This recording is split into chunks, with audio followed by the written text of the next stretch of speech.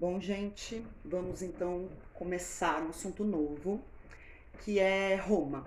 Tudo bem? Bom, o que a gente vai fazer hoje? Uma introdução do que foi a civilização romana. Combinado? Então vamos começar pensando na Itália, né? Ela é uma península do mar Mediterrâneo, assim como a Grécia, tá? E assim como a Grécia também, ela foi invadida por vários povos, tá? Indo-europeus, celtas, cartagineses, os etruscos, itálicos, né? E esses povos, né, essa mistura de povos acabou dando origem ao povo romano, tá? Para uma melhor compreensão, a gente costuma dividir a história de Roma em três principais períodos, tá? Que é a monarquia, do ano de 753 a.C. a 509 a.C., a República de 509 a.C. a 27 a.C. e o Império de 27 a.C. a 476 depois de Cristo. Então a gente está falando de um período muito grande, tá? A gente vai começar hoje falando sobre a monarquia, tudo bem? Então a gente vai falar basicamente da estrutura, né, social, econômica que se dava no período da monarquia romana. O rei, ele era eleito, e assim que ele era eleito, ele tinha um mandato vitalício, então, ou seja, para o resto da vida dele, tá?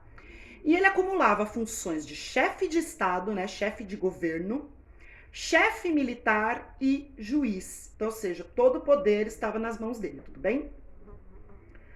A organização social de Roma, ela era baseada em gentes, tá? Que eram comunidades, né, cujo principal aspecto era a ligação familiar entre os membros. E quem eram esses membros? Os patrícios, tá? Os patrícios, eles compõem uma elite, como a gente vai observar, e eles são grandes proprietários de terra, tá? E os únicos também que possuem direitos políticos, tudo bem? Então, ou seja, os patrícios, eles compõem uma elite proprietária de terras e que possuem, de fato, os direitos políticos, tá? Essas gentes, elas são chefiadas pelo membro mais velho, tá? O ancião, que compunham um grupo conhecido como Senado, tá? Que vai ter bastante importância na República, a gente vai falar bastante disso, tá? O Senado, né, que era composto por esses patrícios mais velhos, né, também era conhecido como Congresso dos Anciãos, tudo bem?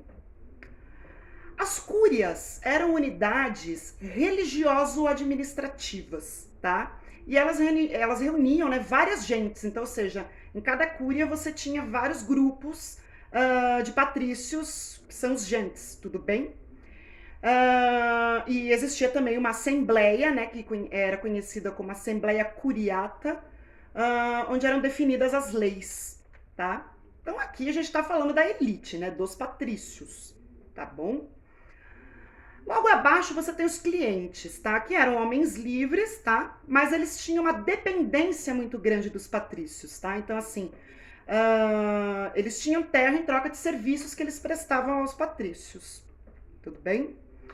E os plebeus, que eram a grande maioria da população.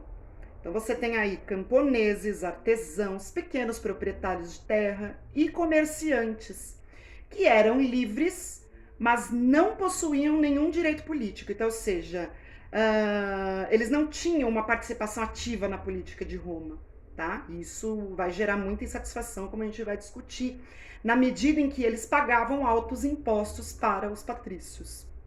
Tá bom? Então é importante ressaltar aqui que plebeus e patrícios vão entrar em conflitos muito grandes, tá? Da próxima vez que a gente se encontrar, a gente vai falar mais disso, tá? A escravidão, ela existia em Roma no período da monarquia, mas ela não era ainda determinante economicamente, tá? A gente vai ver isso de uma forma mais efetiva a partir do final da República e início do Império. Tudo bem? Então, na próxima vez que a gente se encontrar, o que a gente vai fazer? A gente vai conversar sobre o domínio etrusco, tá? E dar uma introdução sobre a República Romana. Combinado? Então é isso. Tchau.